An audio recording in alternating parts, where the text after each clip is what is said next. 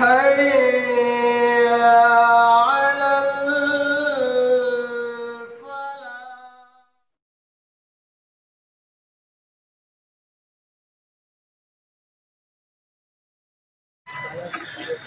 الحمد لله رب العالمين والصلاة والسلام على أشرف الأنبياء والمرسلين وعلى آله وأصحابه أجمعين ومن تبعهم بإحسان إلى يوم الدين. يا أيها الذين آمنوا اتقوا الله حق تقاته ولا تموتن إلا وأنتم مسلمون. يا أيها الناس اتقوا ربكم الذي خلقكم من نفس واحدة وخلق منها زوجها وبث منهما رجالا كثيرا ونساء واتقوا الله الذي تساءلون به والأرحام إن الله كان عليكم رقيبا. يا أيها الذين آمنوا اتقوا الله وقولوا قولا سديدا يصلح لكم أعمالكم ويغفر لكم ذنوبكم ومن يطع الله ورسوله فقد فاز فوزا عظيما. أما بعد فأعوذ بالله من الشيطان الرجيم. بسم الله الرحمن الرحيم. قال موسى لقومه استعينوا بالله واصبروا إن الأرض لله يورثها من يشاء من عباده والعاقبة للمتقين. لائق صد احترام صدر اجلاس، معزز علماء کرام، ذمہ داران جماعت و جمعیت، بزرگوں، نوجوان بھائیوں، پردہ نشین خواتین اسلام اور بالخصوص اس مسابقے اور مقابلے میں شرکت کرنے والے بھائی اور بہنوں، آج کا یہ اجلاس دراصل ہمت افزائی کا اجلاس ہے۔ ایک طرف تو جن لوگوں نے مسابقے میں حصہ لیا، انعام کے ذریعے، انعامات کی تقسیم کے ذریعے ان کی ہمت افزائی کی جا رہی ہے، اور وہ یقیناً اس لائق ہیں کہ ان کی ہمت افزائی کی جائے۔ لیکن آپ اگر ذرا اور غور کر کے دیکھیں تو اس کے پیچھے محنت کرنے والی جو پوری ٹیم ہے علماء کی، ذمہ داروں کی، اور اس میں اپنا سرمایہ لگانے والے اہل ثروت کی، رضاکار کے طور پہ کام کرنے والے مرد و خواتین کی، یہ دراصل ان کی بھی ہمت افزائی کا موقع ہے۔ مجھے نہیں پتا کہ ان کی ہمت افزائی کا کوئی انتظام آپ لوگوں نے کر کے رکھا ہے کہ نہیں، یا آپ نے سمجھا کہ ہم للہ فی اللہ خدمت کر رہے ہیں اس لیے ہمیں کسی ہمت افزائی کی ضرورت نہیں ہے۔ میں آپ کو تمام اپنے ان بھائیوں اور بہنوں کی طرف سے جن کو آپ نے فائدہ پہنچایا ہے، آپ کی خدمت میں بھی ہدیہ تبریک پیش کرتا ہوں کہ آپ نے جو اقدام کیا ہے، آپ بھی قابل تکریم ہیں، قابل مبارکباد ہیں کہ بڑا غیر معمولی کارنامہ آپ نے انجام دیا ہے۔ ساتھ ہی اگر ہم اور آپ دیکھیں تو یہ ہمارے اور آپ کے لیے، امت کے عام افراد کے لیے بھی خوشی کا موقع ہے۔ خوشی اس بات کی کہ جہاں حالات ہم اور آپ کو یہ بتاتے ہیں کہ ملک کے اندر بدلتے حالات میں، نوجوانوں کے اندر، نئی نسل کے اندر دین بیزاری، دین سے دوری کا جو مزاج یا ماحول پھیلانے کی پوری کوشش کی جا رہی ہے، یا پھر یہ کہ ان کی کوشش کے بغیر بھی اگر ہمارے عام نوجوان، ہماری عام نوجوان لڑکیاں، ہماری نئی نسل بے دینی کی طرف جا رہی ہے، ایسے موقع پہ اگر ہم یہ سنتے ہیں کہ ایک قصبے میں 400 طلبہ و طالبات تقریباً پیارے نبی صلی اللہ علیہ وسلم کی سیرت کو نہ صرف پڑھتے ہیں بلکہ اسے اس طرح پڑھتے ہیں کہ اس میں مقابلے میں شرکت کرتے ہیں اور بھرپور مظاہرہ کرتے ہیں، یہاں تک کہ تقسیم انعامات کے موقع پہ قرعہ اندازی کی ضرورت پیش آئے، تو یقین مانیے کہ مایوسی کا کتنا ہی گھٹا ٹوپ اندھیرا ہو، ایسے چھوٹے چھوٹے چراغ ہی ہمیں یہ امید دلاتے ہیں، بلکہ یقین دلاتے ہیں کہ اس امت کا مستقبل کبھی بھی پوری طرح سے تاریک نہیں ہو سکتا ہے۔ اس اعتبار سے اگر ہم دیکھیں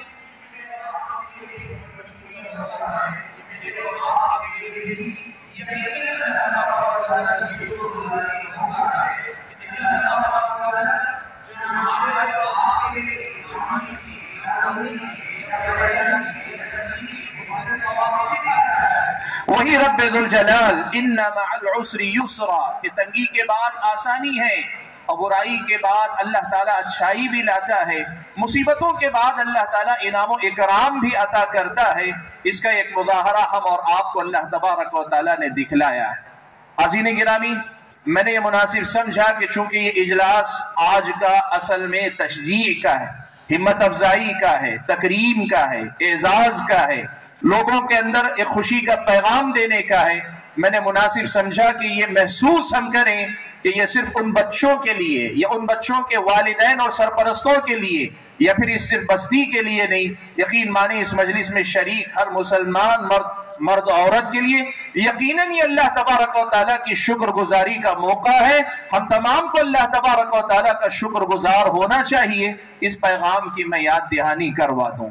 عزیزین گرامی، مجھ سے کہا گیا ہے کہ آج کی اس اجلاس کی مناسبت سے مختصر سے وقت میں موجودہ حالات میں ہم اور آپ کو کیا کرنا چاہیے، کن باتوں کی طرف توجہ دینی چاہیے، اس حوالے سے کچھ باتیں آپ کے سامنے رکھوں۔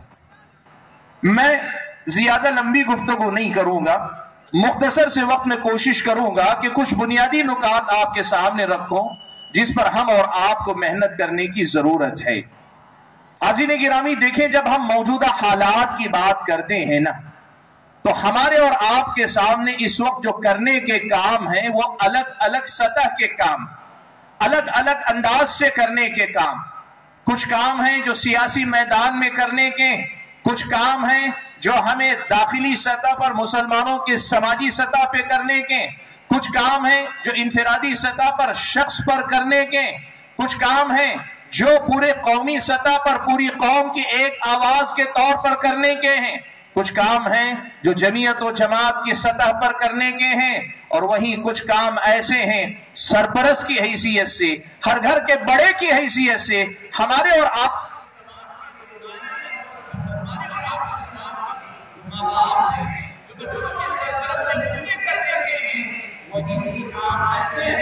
جو ہم میں سے ہر فرد کے خود اپنے آپ کے کرنے کے ہیں۔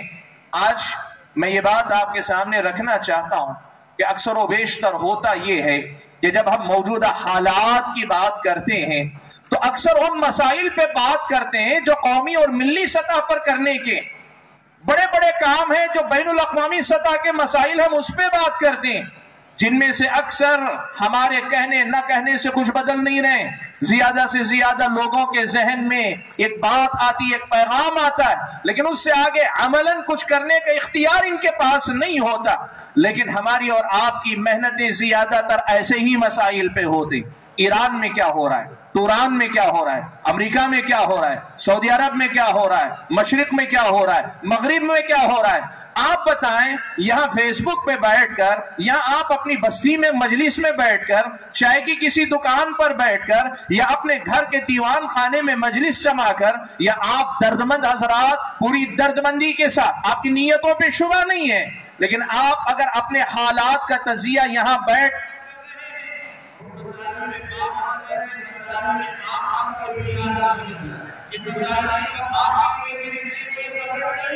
تو زبانی جمع خرچ کے علاوہ اور کیا حاصل ہوگا، زبانی جمع خرچ کے علاوہ اور کیا حاصل ہوگا۔ اس کا بڑا نقصان جو ہو رہا ہے وہ یہ کہ ہم ایران و توران کی بات کرتے کرتے اپنے آپ کو بھلا بیٹھے ہیں۔ بہت کچھ ایسا ہے جو ہم اپنے آپ میں بدل سکتے ہیں، اپنے گھر میں بدل سکتے ہیں، اپنے بستی محلے میں بدل سکتے ہیں، اپنی جماعت اور جمعیت کی سطح پہ بدل سکتے ہیں، اپنے علاقے کی سطح پہ بدل سکتے ہیں، اور پورا بڑا انقلاب نہ صحیح چھوٹی موٹی تبدیلی ضرور لا سکتے ہیں۔ لیکن ہمارا یہ مسئلہ یہ ہے کہ ہم ہمیشہ اوپر کی بات کرتے ہیں، نیچے کی بات کی طرف نہیں آتے۔ ہم چھت پہ سوار ہو کر دنیا دیکھنا چاہتے ہیں، لیکن قدم بقدم سیڑھی چڑھنے کے لیے ہم تیار نہیں اللہ کے بندو۔ اسی لیے آج میں کوشش کروں گا کہ کچھ ایسی باتوں کی طرف توجہ دلاؤ کہ جن باتوں پہ ہم سب سے پہلے شخصی سطح پر محنت کر سکتے ہیں، ہم اپنی جگہ پہ کوشش کر سکتے ہیں، اور آگے بڑھے، ہم گھر کی سطح پہ کوشش کر سکتے ہیں، ذرا اور اللہ توفیق دے تو جماعت و جمعیت کی سطح پہ کر سکتے ہیں، کم سے کم اس سطح پہ تو ہم اور آپ کر سکتے ہیں۔ اس سے آگے اگر کچھ کرنے کی بات ہو تب بھی یہ کام اس سطح پر بھی ہو سکتے ہیں، لیکن کم سے کم یہ نہیں ہوگا کہ باتیں بڑی بڑی ہوں لیکن حاصل کل کرنے، ابھی کرنے، اس مجلس سے اٹھنے کے بعد کرنے کے لیے ہمارے پاس کچھ نہ ہو، ایسا انشاءاللہ نہ ہو۔ اسی لیے میں ایسی کچھ منتخب باتیں رکھوں گا جن پہ ہم اور آپ کو سب سے پہلے محنت کرنے کی ضرورت ہے۔ حاضرین گرامی، اس سلسلے میں جو بات میں آپ کے سامنے سب سے پہلے رکھنا چاہتا ہوں وہ یہ کہ دیکھیے، ایک مسلمان کی حیثیت سے ہم سب پر کچھ بنیادی فرائض عائد ہوتے ہیں، توحید، رسالت، آخرت۔ ان بنیادوں پر ایمان لانے کے بعد ارکان ایمان کو تسلیم کرنا، ارکان اسلام کو قائم کرنا، نماز، روزہ، زکوٰۃ وغیرہ قائم کرنا، یہ ایک مسلمان کی حیثیت سے اس دنیا میں زندگی گزارنا، ایک مسلمان کی حیثیت سے اپنے دین پر حسب استطاعت جتنا ممکن ہے اتنا عمل کرنا، یہ ایک ایسا فریضہ ہے جو زمان و مکان کے اعتبار سے بدلتا نہیں ہے۔ آج سب سے بڑا مسئلہ کیا ہے آپ کو معلوم ہے؟ ہمارا نوجوان کسی بھی قومی اور ملی مسئلے پر اپنا جوش اور جذبہ دکھانے کے لیے رات کے 12 بجے تک سڑکوں پہ چیخو پکار کر سکتا ہے، جلوس میں نکل سکتا ہے، نعرے لگا سکتا ہے، لیکن جو وہ کر سکتا ہے نماز فجر کی پابندی وہ نہیں کر پاتا ہے۔ وجہ کیا ہے؟ بھائیو دیکھو، یہ قوم کی رہنمائی میں بڑا نقص ہے کہ آپ قوم کے سیاسی مسائل یا قوم کے اجتماعی مسائل یا قوم کے بڑے مسائل جن کو ہم بڑا دنیا کے اعتبار سے سمجھتے ہیں، ان پر اتنا بولا جائے، نوجوانوں کو اکٹھا کیا جائے، برابر جمگٹھا لگایا جائے، گروپ بندی کی جائے، تنظیمیں قائم کی جائے، اس پہ تو محنت ہو، لیکن ان نوجوانوں کو جو ان کی اس دنیا کی زندگی کا سب سے بنیادی مقصد ہے اللہ تعالیٰ کی بندگی کرنا، اللہ تعالیٰ کی عبادت میں زندگی گزارنا، اپنے فرائض کی پابندی کرنا، حرام و حلال کو پہچاننا، بنیادی بڑے بڑے گناہوں سے بچنا، یہ جو ایک مسلمان کی حیثیت سے زندگی گزارنے کا مسئلہ ہے، اس مسئلے پر اگر تربیت نہ کی جائے، آپ یقین مانیے ایسی باتوں سے وقتی تسلی مل سکتی ہے، قوموں کے اندر تبدیلی نہیں آیا کرتی۔ یاد رکھو میرے بھائیوں، پیارے نبی صلی اللہ علیہ وسلم نے 23 سال کے اندر پورے عرب کے حالات کو تبدیل کر کے رکھ دیا، اور اگر آپ دیکھیں خلافت راشدہ کے تقریباً مان لیجئے 30 سال اللہ کے نبی صلی اللہ علیہ وسلم کی زندگی کے بعد، آپ دیکھیے عرب نہیں، عجم کے دو بڑے بڑے سپر پاور جہاں تھے وہاں سب کے حالات بدل گئے، لیکن یہ حالات کیسے بدلے؟ دنیا کو بدلنے سے پہلے خود کو بدل کر لوگوں نے بدلا ہے، لوگوں نے دنیا کو بدلنے سے پہلے خود کو بدلا ہے، ان کے عقیدے بدلے، ان کے معاملات بدلے، ان کا اخلاق بدلا، ان کی عبادتوں کی حالت آپ دیکھیں، ان کی اپنی زندگی کے معمولات زندگی دیکھیں، ان کے اپنے صبح و شام کے معاملات دیکھیں، آپ کو پتہ چلے گا کہ ان کے زبان سے زیادہ ان کا کردار بولتا تھا۔ وہ جس قدر زیادہ لوگوں کو سنانا چاہتے تھے اس سے کہیں زیادہ خود سن کر عمل کرنے والے ہوا کرتے تھے۔ اللہ کے بندو، پہلے نمبر پہ جو کرنے کا کام ہے نا، وہ دنیا کو سدھارنے کا نہیں ہے، سب سے پہلے خود کو سدھارنے کا۔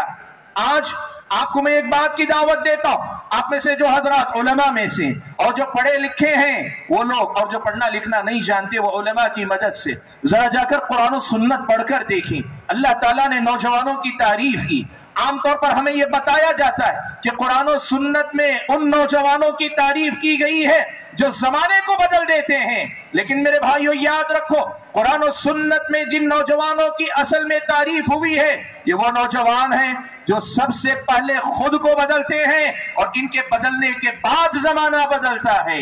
یہ ادھورا پیغام ہے اگر کسی اسٹیج سے جائے کہ نوجوان کو زمانے کو بدلنا چاہیے، یہ ادھورا پیغام ہے اگر نوجوانوں کو یہ سبق پڑھایا جائے کہ تم قوم کی امید ہو، تم جیسے بھی ہو۔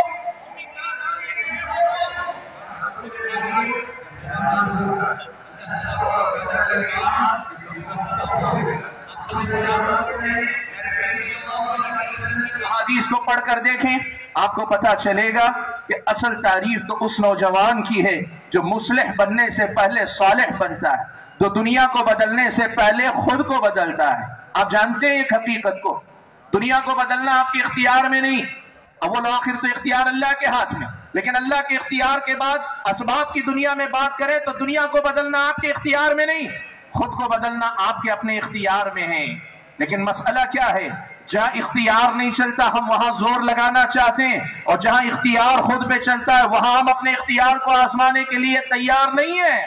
میرے بھائیو یاد رکھو، صالح بنو، خود کو سدھارو، اپنے آپ کو بناؤ۔ آپ اگر بن گئے دنیا بن جائے گی۔ آپ جانتے ہیں نا، ایک ایک اینٹ سے دیوار بنتی ہے اور دیواروں سے عمارت کھڑی ہوتی ہے۔ آپ سب سے پہلے وہ مضبوط اینٹ بنیے کہ جس کے سہارے ایک دیوار بنے، اور پھر دیواروں سے انشاءاللہ مضبوط عمارت امت کی خود بخود کھڑی ہو جائے گی۔ وقت اجازت نہیں دیتا کہ میں زیادہ تفصیل میں جاؤں، لیکن یہ پہلا مسئلہ ہے جس میں ہمیں محنت کرنی چاہیے کہ ہم بحیثیت مسلم، بحیثیت مسلمان اپنے آپ کو اللہ تبارک و تعالیٰ کا واقعی بندہ، پیارے نبی صلی اللہ علیہ وسلم کا سچا امتی، جو دنیا کو بدلنے سے پہلے خود کو بدلتا ہے، جو دنیا کا ہو نہ ہو وہ اپنے آپ کا ہوتا ہے، اپنے رب کا بندہ ہوتا ہے، اپنے نبی کا سچا امتی ہوتا ہے۔ یہ پیغام ہم اور آپ کو یاد رکھنا چاہیے۔ اپنے من میں ڈوب کر پاجا سراغ زندگی، اپنے من میں ڈوب کر پاجا سراغ زندگی۔ تو اگر میرا نہیں بنتا نہ بن، اپنا تو بن۔ تم اپنے آپ کو بنانے کی کوشش کرو، ساری دنیا خود بخود بننے لگے گی، بدلنے لگے گی۔ اس مسئلے کو یاد رکھو۔ اسی لیے بھائیو، سب سے پہلی بات جو میں آپ کے سامنے رکھ رہا ہوں وہ یہی بات ہے کہ یاد رکھو، یہ جو پیغام ہے نا، یہ زمان و مکان کے اعتبار سے بدلتا نہیں، حالات اچھے ہوں برے ہوں بدلتا نہیں۔ یہ جو ذمہ داری ہے کہ تم اللہ کے بندے ہو، بندگی کے لیے آئے ہو، ہر حال میں تمہیں بندگی کرنی ہے، بندگی ہی تمہاری پہچان ہے، اور بندگی ہی سے تمہیں آخرت میں کامیابی ملے گی، اور اسی بندگی کی راہ سے اللہ تعالیٰ تمہاری زندگی بھی بنائے گا۔ تم بندگی کرتے جاؤ گے، اللہ تمہاری زندگی بناتا چلا جائے گا۔ اسے کسی موسم، کسی زمانے یا کسی قسم کے حالات سے جوڑ کر نہ رکھو۔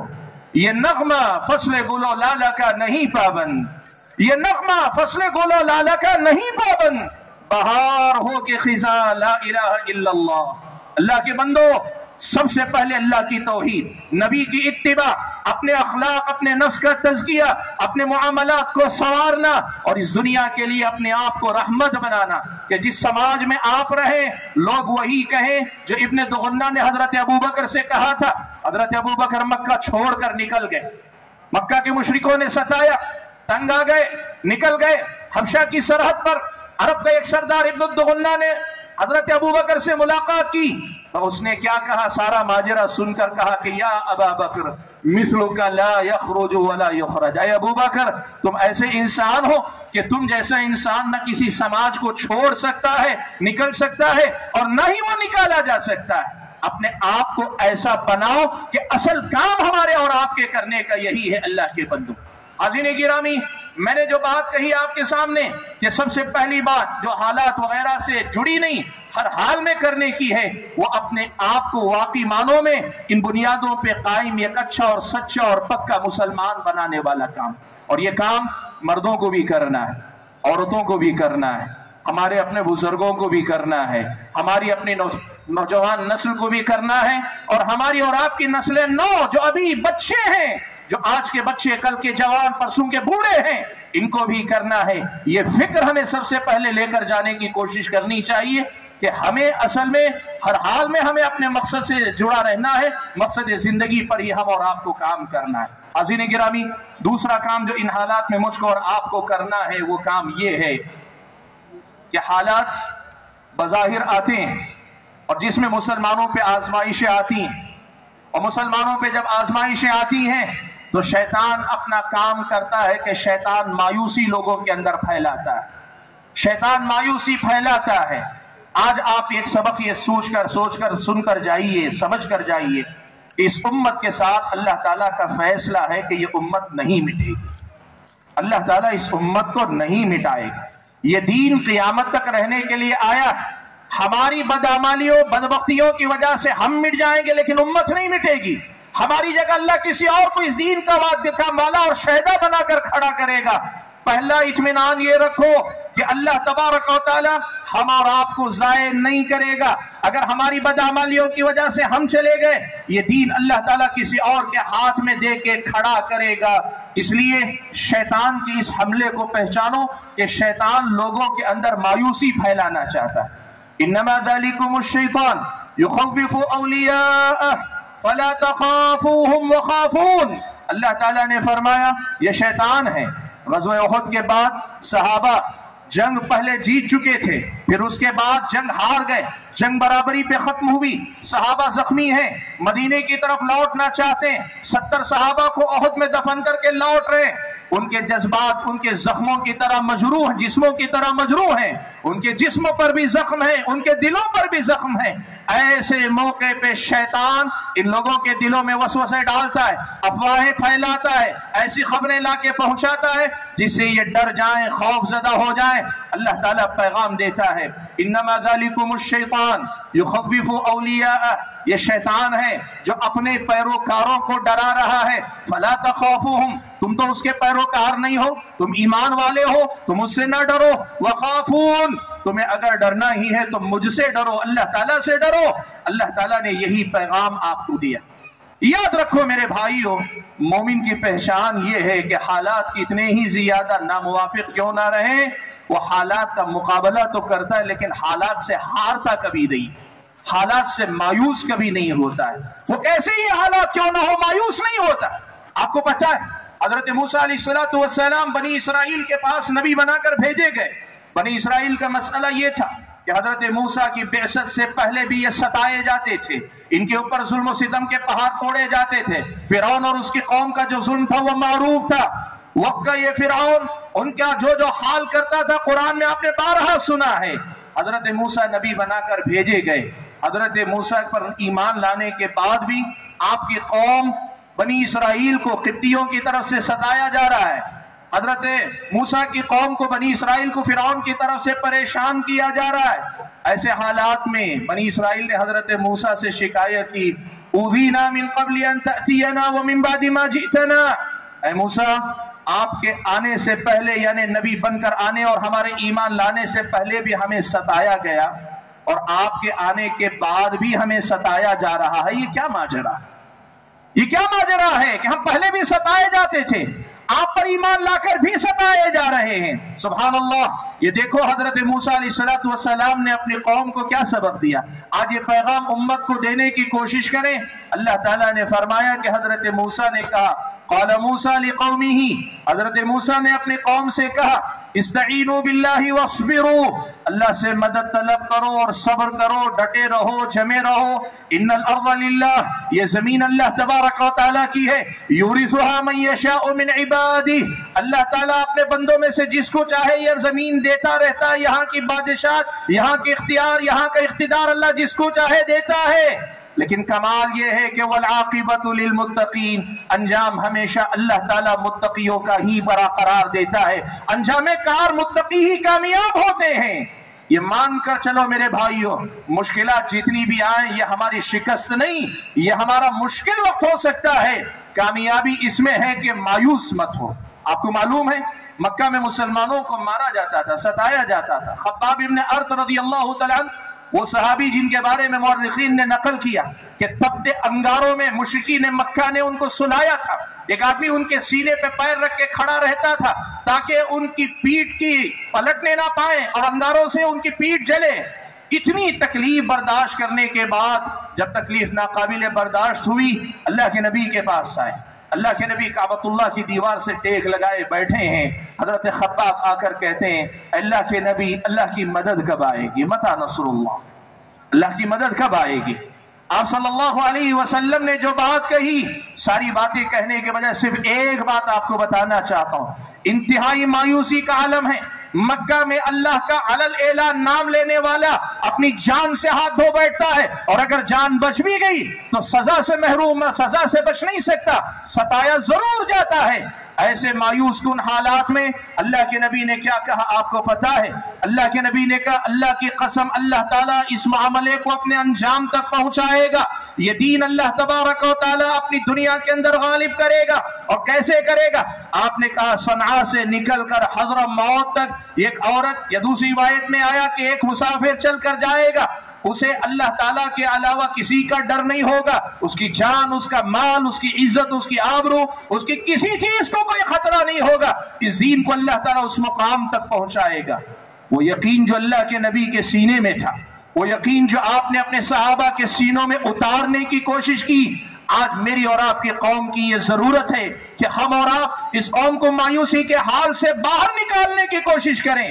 اس لیے کہ جب آدمی مایوس ہوتا ہے تو دشمن کے ہرانے سے پہلے خود ہار جاتا ہے۔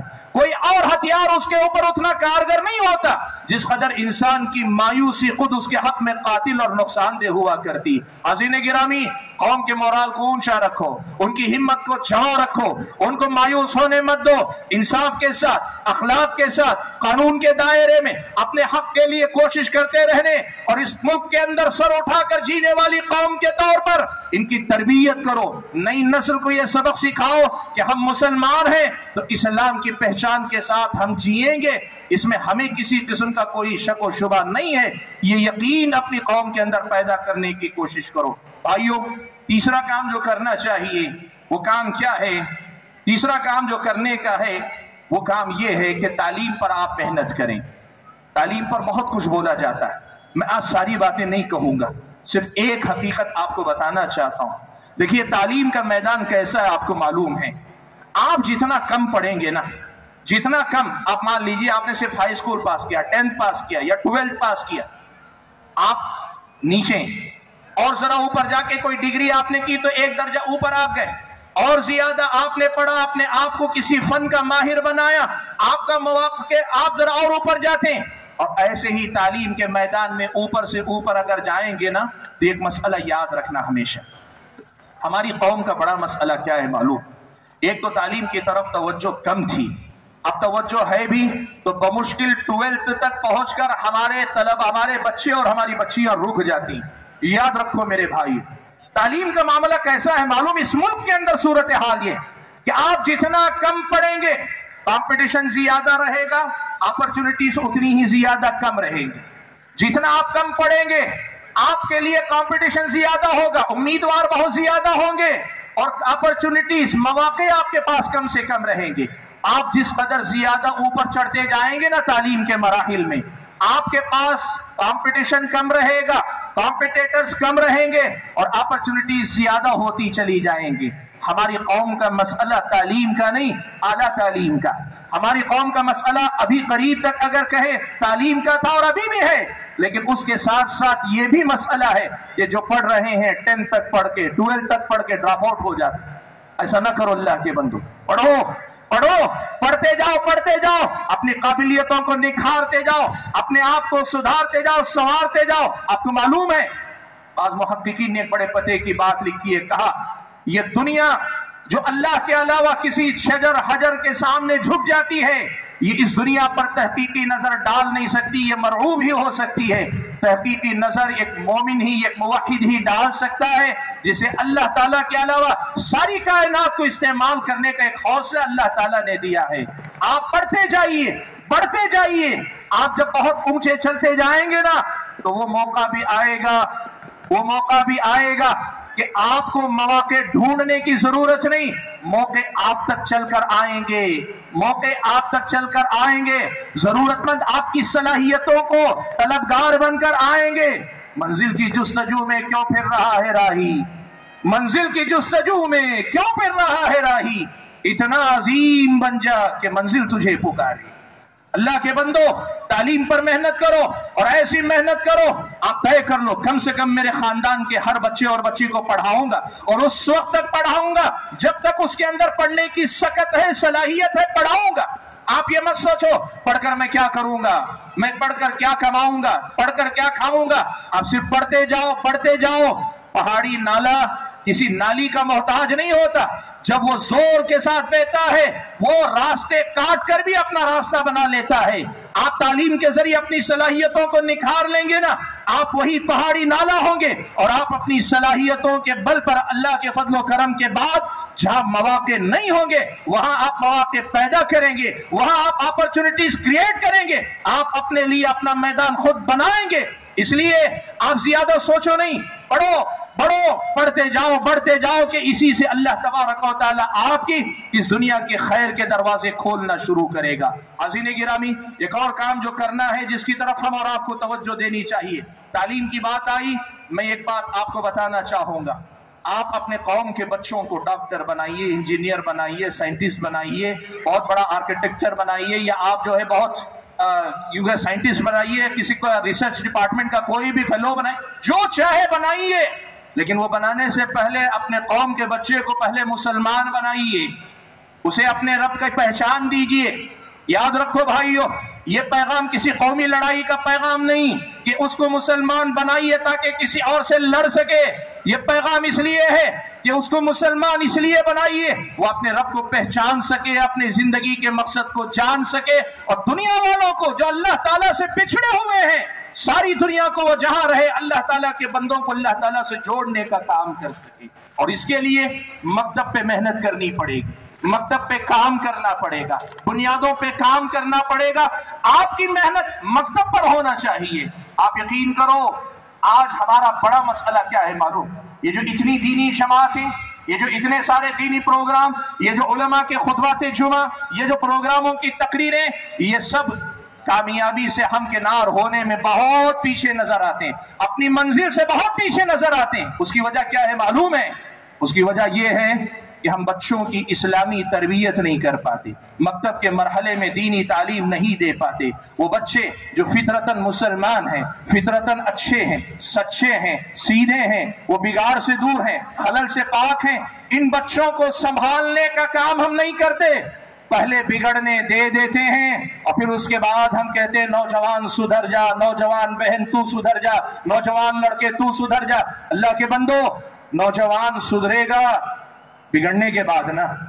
पैगाम ये दो कि अपने बच्चों को बिगड़ने न दो। सवाल ये है कि पहले बिगड़ने देकर बाद में सुधारने का काम करना दुनिया की कौन सी अक्लमंदी? अक्लमंदी तो ये है ना, कुरान में अल्लाह ने कहा फितरतल्लाहिल्लती फतरन्नास अलैहा, अल्लाह के नबी ने कहा कुल्लु मौलूदिन यूलदु अलल फितरा, हर बच्चा सीधा सच्चा फितरत इस्लाम पे पैदा होता है। हमारा काम यह है कि मकतब की तालीम के जरिए बच्चों को फितरत इस्लाम पे बाकी रख लें। अगर बच्चों को फितरत इस्लाम पे बाकी रख लेना, यहीं पे हम सारे कामयाब हो जाएंगे। आप यकीन करो, आज मकतब पर जितनी मेहनत होनी चाहिए हम नहीं कर रहे हैं। मुझे खुशी है इस बात की कि आज का ये जो प्रोग्राम है, ये यूं समझिए उसी मकतब के मरहले की एक कोशिश है। मुसाबका आपने रखा, बस्ती के 400 बच्चे और बच्चियां तकरीबन इसमें शरीक हुई है, बहुत बड़ी बात है। लेकिन मेरी गुजारिश साथ में ये है कि ये थोड़ी देर का दर्द सर नहीं है, जुनूने वफा मुसलसल चाहिए, जुनूने वफा मुसलसल चाहिए। थोड़ी देर का दर्द सर कुछ भी नहीं है। हमारी कौम बड़ी मोहताज है, इसकी दीनी तरबियत की जरूरत है।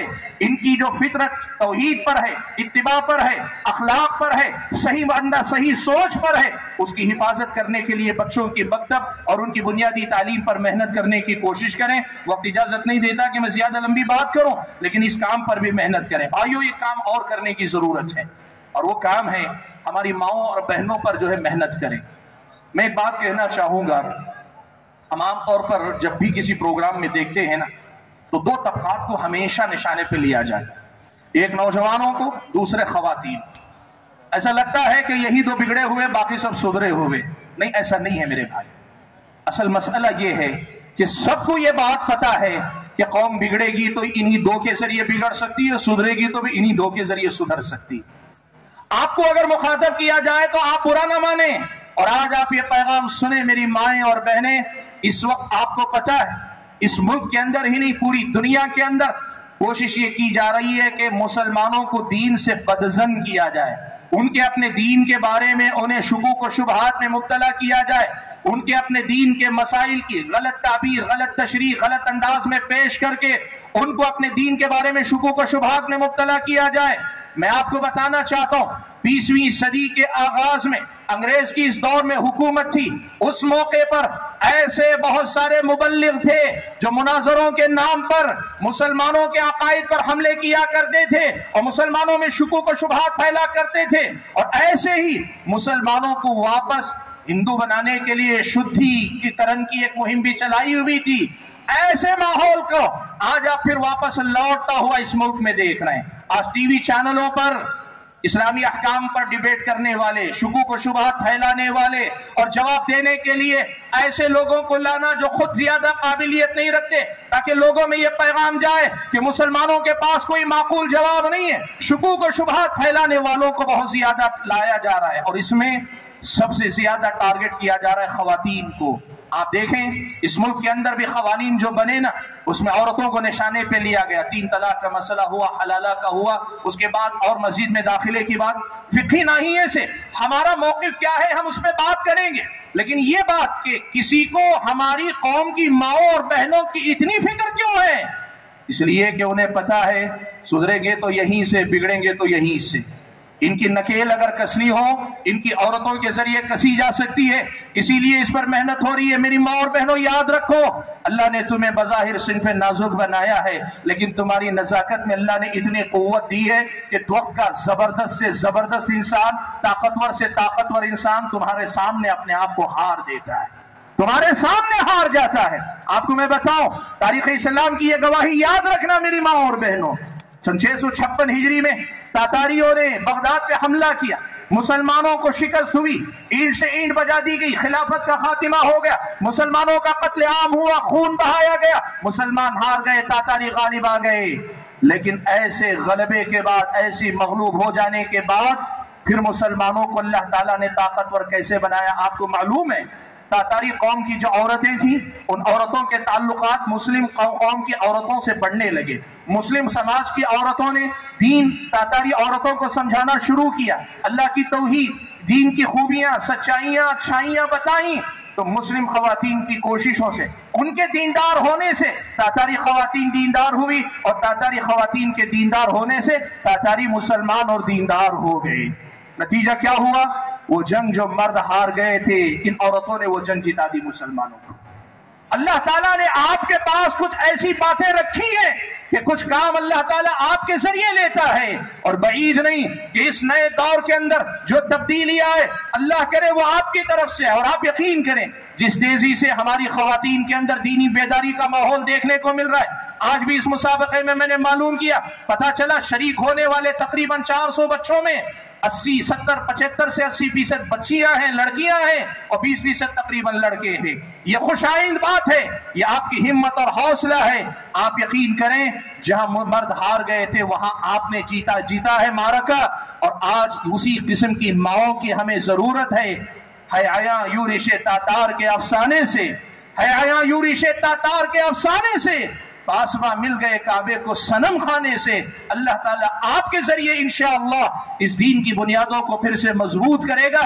اس لیے ہماری ماں اور بہنوں کی تعلیم و تربیت پر محنت کرو۔ اور آج اس اسٹیج سے میں یہ دعوت دینا چاہوں گا، اللہ کے لیے اللہ کی بندیوں کو مسجدوں کو آنے سے نہ روکو۔ اللہ کے نبی نے کہا لا تمنعوا اماء اللہ مساجد اللہ، اللہ کے بندو، اللہ کی بندیاں مسجدوں کو آنا چاہتی ہیں تو ان کو نہ روکو۔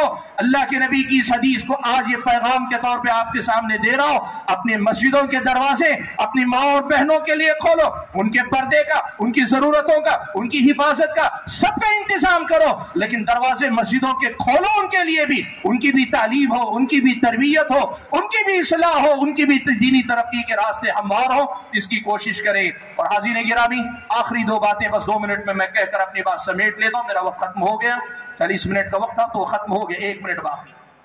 حاضرین گرامی دیکھیں، اس ملک میں ہمیں 2 کام کرنے کی ضرورت ہے۔ ایک تو خدمت خلق کا کام کیجیے، دنیا کے کام آئیے۔ ہم دنیا کا بھلا چاہنے والے لوگ ہیں، ہم دنیا کا برا چاہنے والے لوگ ہیں۔ لوگ ہمارے بارے میں پروپیگنڈا 1000 کریں، لیکن لوگوں کو یہ پیغام دیں ہمارے بارے میں ہم سے سنو، ہمارے دشمن سے نہ سنو، ہمارے بارے میں ہم سے سنو، ہمارے مخالف سے نہ سنو۔ ہمیں دیکھنا ہے تو ہمارے معاملات میں دیکھو، اتنے اچھے اخلاق اور کردار اپناؤ کہ تمہارا پڑوسی تمہارے اخلاق اور کردار خدمت خلق کے باب سے تمہارے اپنے کردار کا والا اور شیدا ہو جائے۔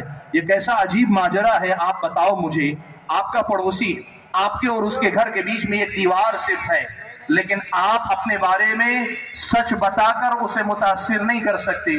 کوئی ٹی وی چینل پہ بیٹھا 2000 کلومیٹر دور سے جھوٹ بول کر آپ کے بارے میں اس کا ذہن خراب کرنے میں کامیاب ہو جاتا ہے۔ اب بتاؤ یہ کیسا جو ہے گھاٹے کا سودا ہے۔ ہم اور آپ اگر اپنے پڑوسیوں کو اپنے بارے میں سچ نہیں بتا سکتے تو پھر ہم اور آپ اس دنیا میں کیا کر سکتے ہیں؟ خدمت خلق کے راستے سے لوگوں کے دلوں کو جیتنے کی کوشش کرو اور یہ بتاؤ کہ یہی اسلام ہے جو ہم اور آپ لے کر اس ملک میں آئے یا ہیں یا رہیں گے، یا اس ملک سے جو ہے اللہ تعالیٰ جب دنیا سے بلا لے گا کسی مٹی میں دفن ہو کر جائیں گے، یہ وہی اسلام ہے۔ یہ پیغام دنیا والوں کو دینے کی کوشش کرو۔ اور دوسری جو بات، آخری بات میں نے کہی نا، وہ ہے اللہ تعالیٰ کا پیغام ان بندوں کو پہنچاتے رہو۔ یاد رکھو میرے بھائیوں، ہمارے پاس دعوت و تبلیغ کا کام کسی قومی لڑائی کا کام نہیں کہ میجارٹی کو مائنارٹی، مائنارٹی کو میجارٹی میں بدل دو، نہیں۔ ہمارا اصل مسئلہ یہ ہے، اللہ نے فرمایا انی خلقت عبادی کلہم حنفاء، میں نے اپنے بندوں کو سب کے سب کو پیدا کیا تھا حنفاء، میں نے یکسو بنا کر پیدا کیا تھا۔ وہ میرے تھے، وہ میری ہی طرف رخ کر کے جینے والے بندے تھے، سب حنیف تھے، سارے انسان اللہ کے بندے تھے۔ فَجْتَالَتْهُمُ الشَّيَاطِينُ، اللہ نے فرمایا حدیث قدسی میں کہ شیطانوں نے انہیں اچک لیا ہے۔ اللہ کے بندو، آپ کا کام یہ ہے کہ جس طرح بچھڑے بچے کو اس کی ماں سے ملانا کار ثواب ہے، اس سے بڑا کام یہ ہے اس بچھڑی انسانیت کو اس کے معبود سے ملانے کی کوشش کرو، اس کے معبود کا تعارف کروانے کی کوشش کرو۔ ہم یہ بات کہیں گے کہ یہ مسئلہ نہ حکومت کا، نہ سیاست کا ہے، نہ کسی قومی لڑائی کا ہے، یہ مسئلہ آدم کی اولاد کو، جو آدم کی اولاد ہونے کے اعتبار سے ایک ہی انسان کی اولاد ہیں، ایک دوسرے کو وہ سبق یاد دلانا ہے جو سبق ان کی زندگی کا مقصد ہے۔ یہ پیغام دیتے جاؤ، یقین مانو اللہ تعالیٰ انہی راستوں سے ہمارے اور آپ کے لیے خیر و برکت کے امکانات اور راستے کھولے گا۔ مجھے زیادہ کچھ نہیں کہنا، جو وقت میرے پاس تھا، مجھے دیا گیا تھا، اس وقت میں نے کوشش کی کہ کرنے کے کچھ ایسے کام جو ہم میں سے ہر آدمی اپنی اپنی جگہ پہ کم سے کم کر سکتا ہے۔ ذرا دائرہ ہو تو اپنے گھر پہ تو کم از کم کر سکتا ہے، جماعت و جمعیت کے لوگ کم سے کم کر سکتے ہیں۔ وہ پیغام میں نے آپ کے سامنے دینے کی کوشش کی، اور اللہ توفیق دے اور ہزار بار دے، اگر ہمت کرے تو پوری قوم یہ سارے کام کر سکتی ہے، اور اگر ہم سب مل کر کریں گے، یقین مانیں اللہ تعالیٰ کے فضل و کرم کے بعد کامیابی ہمارے قدم چومے گی۔ میں اپنی گفتگو ختم کرتے ہوئے اس اجلاس کے جو انتظامیہ ہیں، جتنے بھی ہمارے اپنے علماء اور ذمہ دار حضرات ہیں، تمام کا شکر گزار ہوں کہ آپ نے مجھے یہاں مدعو کر کے یہ موقع دیا کہ میں آج کچھ باتیں ایسی جو حالات حاضرہ کے روشنی میں ہمیں کرنے کی ضرورت ہے آپ حضرات و خواتین کے سامنے رکھوں۔ اللہ سے میری دعا ہے کہ اللہ تعالیٰ مجھے اور آپ سبھی حضرات اور خواتین کو جو کچھ ہم نے کہا سنا ہے، کہنے اور سننے سے زیادہ اس پر عمل کرنے کی توفیق عطا فرمائے۔ آمین وآخر دعوانا الحمدللہ رب العالمین۔